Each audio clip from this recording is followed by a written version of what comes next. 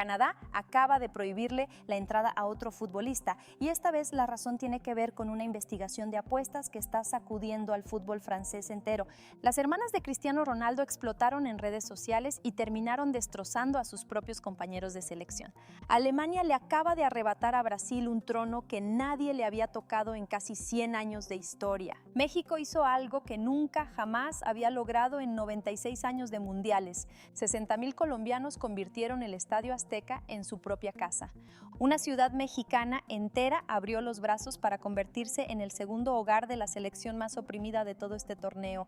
Y un pato que vende aguas en el centro de la Ciudad de México se volvió más famoso que cualquier jugador de este mundial. Quédate hasta el final porque la última historia te va a sacar una sonrisa que no esperas. Empezamos. El Yawahi, delantero titular de Costa de Marfil, no podrá jugar contra Alemania porque Canadá le negó la visa. Todo apunta a una investigación en Francia por presunto amaño de apuestas y se convierte en el segundo futbolista al que Canadá le niega la entrada en este torneo, después del ganés Thomas Partey, que enfrenta juicio en Reino Unido.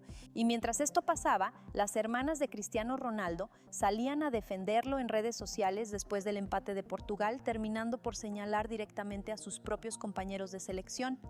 Katia escribió que el equipo olvidó cómo jugar al fútbol.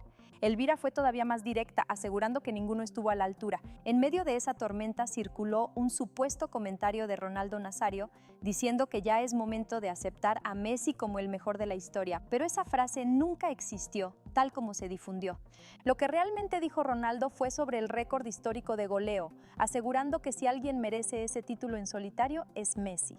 Sobre el propio Messi, la familia confirmó este jueves que su padre Jorge atraviesa una situación de salud, bajo seguimiento médico con evolución favorable, pidiendo respeto y privacidad. Mientras tanto, el mercado de fichajes no se detuvo ni un segundo. Marc Cucurella explicó cómo se cerró su llegada al Real Madrid, con una llamada personal de José Mourinho.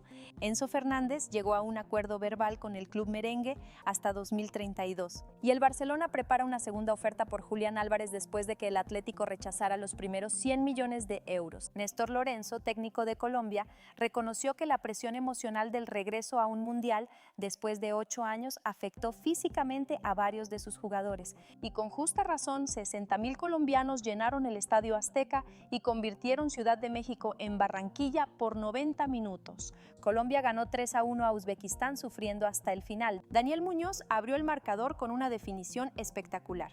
Uzbekistán empató con el primer gol de su historia mundialista, pero Luis Díaz respondió de inmediato con gol y asistencia en su debut, y Hamilton Campas selló el partido en el descuento. Con ese resultado, Colombia terminó como líder absoluto de su grupo, por delante de una Portugal que decepcionó empatando contra la República Democrática del Congo. Y hablando de historia, Alemania acaba de quitarle a Brasil algo que nadie le había tocado en casi 100 años, el trono de máximo goleador histórico de los mundiales. Con el 7-1 que le metió a Curazao, llegó a 239 goles, superando los 238 de Brasil, habiendo jugado menos ediciones. Esa goleada cerró la primera fecha completa del torneo. España empató sin goles contra Cabo Verde. Estados Unidos goleó a Paraguay. Argentina ganó con autoridad total gracias al triplete histórico de Messi.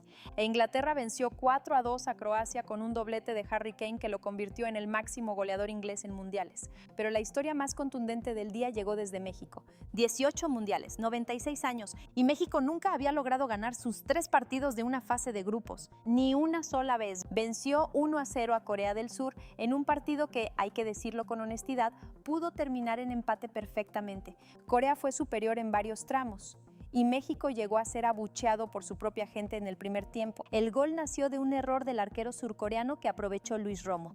Con esa victoria, México logró algo histórico de 2 formas distintas. Aseguró matemáticamente el primer lugar de su grupo y encadenó 3 victorias consecutivas en mundiales por primera vez en toda su existencia.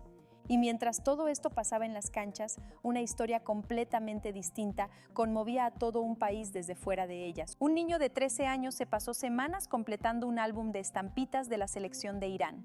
Y un domingo por la mañana, sin convocatoria oficial, cientos de personas se reunieron en Tijuana para despedir a esa selección, que tuvo que trasladar su campamento completo a México después de que Estados Unidos le negara las visas a una quincena de integrantes de su cuerpo técnico, en medio del conflicto armado que ese país enfrenta.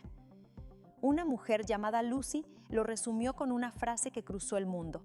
Dijo que los recibieron en su casa, que su casa es la casa de ellos.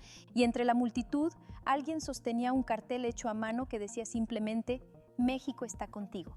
Esa imagen llegó a medios internacionales y a la prensa del mundo árabe, convirtiéndose en uno de los gestos más comentados de todo este mundial.